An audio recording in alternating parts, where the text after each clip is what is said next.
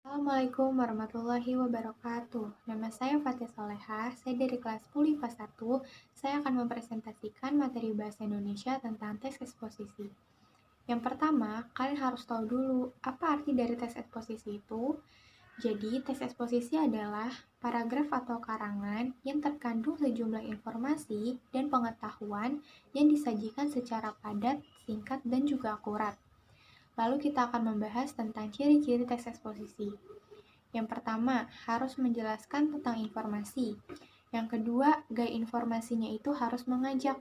Yang ketiga, penyampaiannya harus secara lugas dan menggunakan bahasa yang baku. Yang keempat, tidak memihak atau tidak menuruti kemauan. Yang kelima, penjelasannya harus disertai dengan data yang akurat. Yang keenam, harus bersifat objektif dan juga netral. Yang ketujuh, bersifat singkat dan juga padat. Dan yang kedelapan, harus fakta. Lalu, kita akan membahas tentang jenis-jenis teks eksposisi. Yang pertama, ada eksposisi definisi. Apa itu?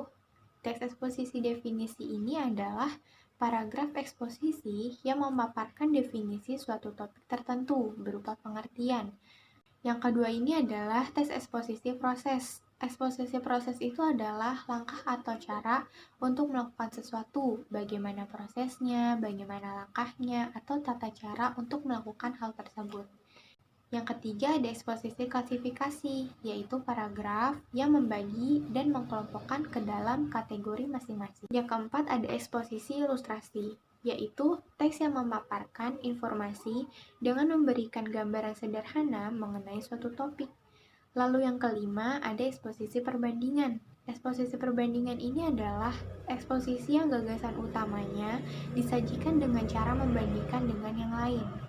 Lalu yang keenam ada eksposisi laporan, yaitu paragraf eksposisi yang mengemukakan laporan dari suatu berita tersebut.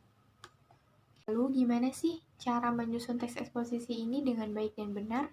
Yang pertama, kita harus menentukan topik. Lalu yang kedua, kita harus menentukan tujuan kita menulis teks eksposisi ini itu apa.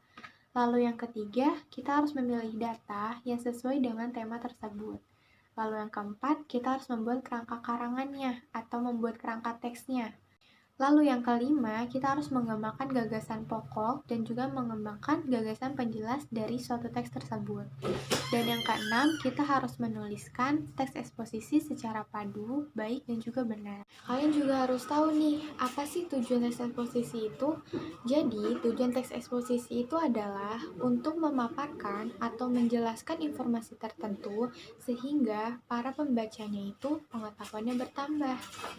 Nah, gimana sih cara mengembangkan teks eksposisi ini? Ada langkah-langkahnya nih. Yang pertama, kita harus membaca dulu teks eksposisi ini secara baik dan juga secara keseluruhan. Lalu yang kedua, kita harus menentukan pokok permasalahan apa yang akan kita bahas di dalam teks eksposisi. Lalu yang ketiga, kita harus mengidentifikasikan informasi yang terkandung di dalam setiap unsur dari teks-teks tersebut. Lalu yang keempat, kita harus menentukan bagian teks yang akan kita kembangkan untuk memerinci suatu informasi. Dan yang kelima, kita harus menuliskan pengembangan kita tadi sesuai dengan informasi yang telah kita dapat. Lalu, kita akan membahas tentang struktur teks eksposisi. Yang pertama ada tesis atau pembukaan. Tesis atau pembukaan ini menjelaskan tentang pemaparan masalah secara umum atau secara pandangan si penulis. Lalu yang kedua ada argumen atau isi yang berisi tentang pendapat atau penilaian si penulis terhadap objek yang dibahas di dalam teks eksposisi. Lalu yang ketiga ada penegasan ulang yang membahas tentang penilaian atau saran atau kritik dari si penulis terhadap teks eksposisi tadi. Selanjutnya, kita akan membahas tentang unsur-unsur kebahasaan. Yang pertama ada pronominal atau kata ganti, yang kedua ada nomina atau kata benda, dan verba itu kata kerja, lalu yang ketiga ada konjungsi atau kata penambahan. Sekian presentasi Bahasa Indonesia dari saya, kurang lebihnya mohon maaf. Wassalamualaikum warahmatullahi wabarakatuh.